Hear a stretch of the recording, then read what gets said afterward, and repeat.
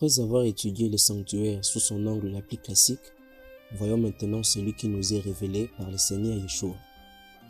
Notons bien que c'est Yeshua qui a planté les décors d'une nouvelle conception de la notion du sanctuaire. Pour commencer, lisons dans Jean 2, 19 à 22. Dans ce texte, la Bible dit, Jésus leur répondit, « Détruisez ce temple et en 3 jours je le relèverai. » Les Juifs dirent, « Il a fallu 46 ans pour bâtir ce temple, et toi, en 3 jours, tu le relèveras ?» Mais il parlait du temple de son corps. C'est pourquoi lorsqu'il fut ressuscité des morts, ses disciples se souvinrent qu'il avait dit cela. Et ils crurent à l'écriture et à la parole que Jésus avait dite, parole du Seigneur. Nous allons y revenir. Dans les leçons précédentes, nous avons vu avec vous comment le sanctuaire pouvait être mobile ou fixe, autrement dit, déplaçable et non déplaçable. Ainsi, le tabernacle et le temple furent chacun construits à son temps pour qu'ils soient la maison de Dieu et le lieu du culte. Cette conception fut la plus classique jusqu'à la naissance biologique du Seigneur Yeshua. Celui-ci, en entrant dans le monde, tint à propos du sanctuaire un langage qui bouleversa même l'entendement des érudits de son époque. Car jamais personne n'avait déclaré avant que le sanctuaire pouvait être autre chose qu'une œuvre artistique ou architecturale.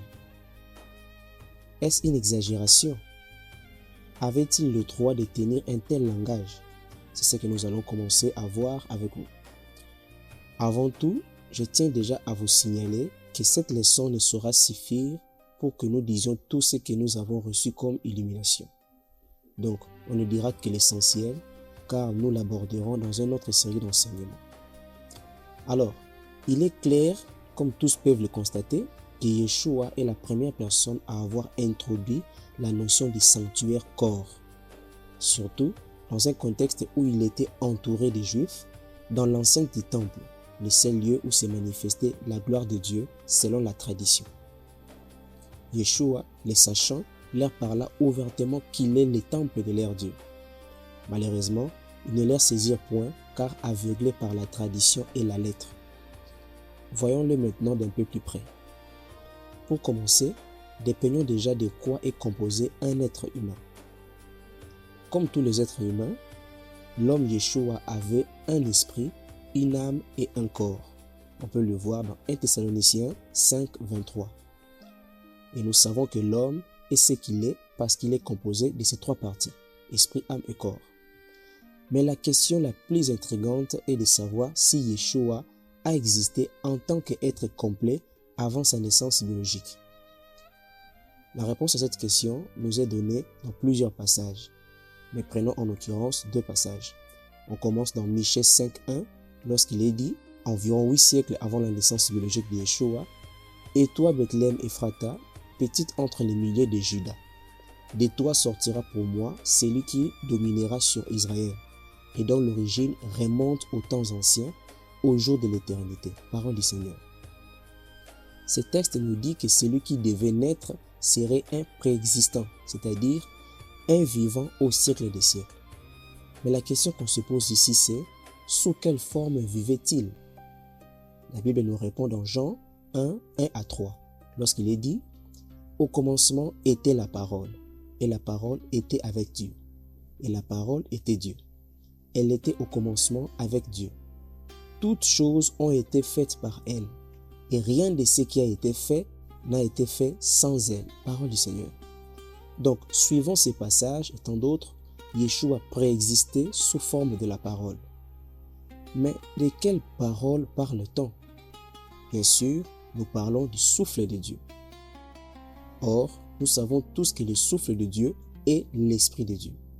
Nous trouvons aussi cette affirmation chez Yeshua lorsqu'il dit dans Jean 6, 63 que la parole de Dieu, qui est le souffle de Dieu, est esprit et vie.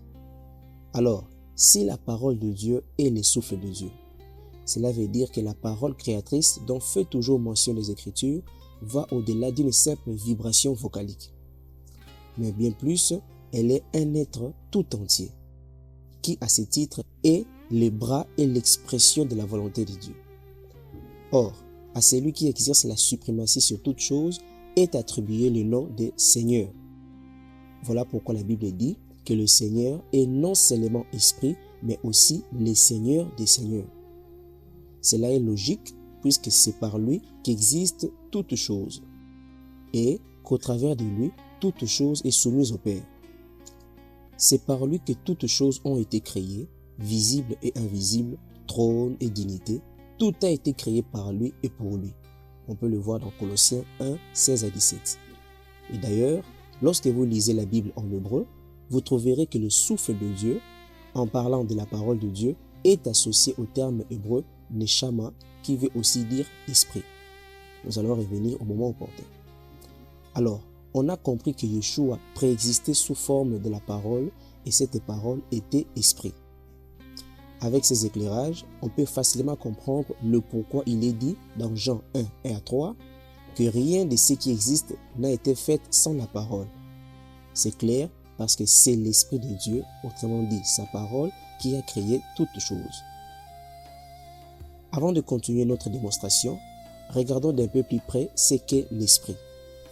Dans la Bible, il nous est dit que la parole, donc Yeshua, est l'image du Dieu invisible. On peut le voir dans Colossiens 1, 15.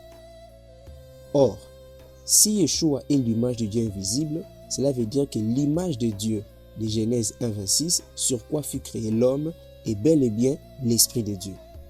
Voilà pourquoi il est dit « Faisons l'homme à notre image, selon notre ressemblance ». Ce qui veut dire, si l'homme fut créé avec une tête, deux mains, un ventre, un dos, des pieds, et j'en passe, cela veut dire qu'il les tient de l'image de Dieu. Puisque l'image de Dieu, c'est l'Esprit, les fils de Dieu, la parole de Dieu. Ainsi pour dire, c'est de l'Esprit que l'homme tient sa forme. Gloire à Dieu. Penchons encore nos yeux sur cet Esprit mystérieux. Qui est cet Esprit? Comme nous l'avons déjà dit, la Bible dit que cet Esprit est l'image du Dieu invisible. Mais qui est ce Dieu invisible? Ce Dieu invisible est le Père. Autrement dit, le Père est totalement invisible dans son essence. Mais lorsqu'il décide de se rendre visible, il prend une forme. Et cette forme, c'est l'Esprit. Ainsi, sous cette perspective, l'Esprit est non seulement un corps spirituel, mais aussi la manifestation de la puissance de Dieu, puisqu'étant la silhouette ou mieux la gloire de Dieu. Alors, étant donné que l'homme, créé à l'image de Dieu, tient sa force non de sa morphologie, mais de l'énergie qui est en lui, ainsi l'image de Dieu est soutenue par la puissance de Dieu avec qui ils ne font qu'un. Comme source de toutes choses, le Père est celui par qui est le Saint-Esprit. Comme droite de Dieu, le Saint-Esprit, qui est la puissance de Dieu, est celui par qui l'existence de toutes choses devient possible. Et la parole est celui par qui toute chose est. Ainsi, le Père, le Saint-Esprit et la parole sont un, chacun remplissant un rôle très bien défini, selon qu'il est écrit dans Deutéronome 6.4, Shema Israël, Yahweh Eloheinu, Yahweh Echad. Ce qui veut dire, écoute Israël, Yahweh notre Dieu, Yahweh est un. Gloire à Dieu. Alors, puisqu'on a bien compris la démarche, je le crois bien, je vais essayer maintenant de le représenter ici. Le bleu ici représente la source de toutes choses, l'invisible, donc le Père. La puissance de Dieu est représentée ici par des points orangés comme étant la droite de Dieu. La force ou la puissance de Dieu. Et la silhouette ici, c'est la parole de Dieu. Le souffle, donc l'image du Dieu invisible ou la gloire de Dieu. Alléluia. Je fais tout ceci pour vous faire comprendre que le Fils de Dieu existait déjà avant sa naissance biologique. Et dans cette dimension, il possédait déjà depuis l'éternité, avant qu'il ne devienne chair, tous les attributs qu'il a eu à manifester sur la terre. Voilà pourquoi il pardonnait les péchés étant sur la terre. Cela est évident parce qu'il est l'Esprit, le Fils de Dieu, l'image du Dieu invisible. C'est aussi dans cette position que les Saintes Écritures le nomment bras de l'Éternel. On peut le voir dans plusieurs passages, entre autres dans Job 44, dans Ésaïe 51 et j'en passe. Alors, la puissance qui fait partie intégrante du Fils de Dieu, avec qui ils ne sont qu'un, et la droite de Dieu. On peut le voir en l'occurrence dans Job 49, dans Ésaïe 62, 8, et j'en passe. Ainsi comme dit, le Père, son bras et sa droite ne sont qu'un dès les temps passés, maintenant et à jamais. Gloire à Dieu. Alors, nous avons compris avec vous que Yeshua existait au jour de l'éternité, c'est-à-dire avant sa naissance biologique, comme la parole de Yahweh, l'Esprit de Dieu, autrement dit, la représentation de Dieu, l'image du Dieu invisible, le bras de l'Éternel. Une fois qu'on arrive à saisir cette démonstration, beaucoup de choses se mettront à leur place dans les Saintes Écritures. La Bible conclut en disant dans Jean 1,14 que la parole a été faite chair et elle a habité parmi nous, plein de grâce et de vérité, et nous avons contemplé sa gloire, une gloire comme la gloire du Fils unique venu du Père. Alléluia. C'est ainsi qu'en tant que chair, en tant qu'homme, il est composé d'un esprit, d'une âme et d'un corps physique. L'esprit est le Fils de Dieu. Et puisque l'âme et le corps forment la chair vivante, le corps est devenu ou est le Christ, l'agneau de Dieu, le sacrifice qui devait nous accorder le pardon et la vie éternelle. C'est cette partie de lui qui mourut à la croix, qui fut crucifié. Voilà même pourquoi il est dit, au temps marqué, Christ est mort pour nous. C'est clair. Pierre, inspiré par le Saint-Esprit, dans Matthieu 16,16, dit de Yeshua qu'il est le Christ, le Fils du Dieu vivant. Gloire à Dieu. Plusieurs n'ont peut-être pas compris pourquoi j'ai procédé ainsi. Les choses se mettront au clair lorsque prochainement, nous commencerons à voir la corrélation qui existe entre Yeshua et les temples. C'est là que nous expliquerons Jean 2, 19 à 22. Ne ratez pas la prochaine leçon. Et je vous dis à très bientôt.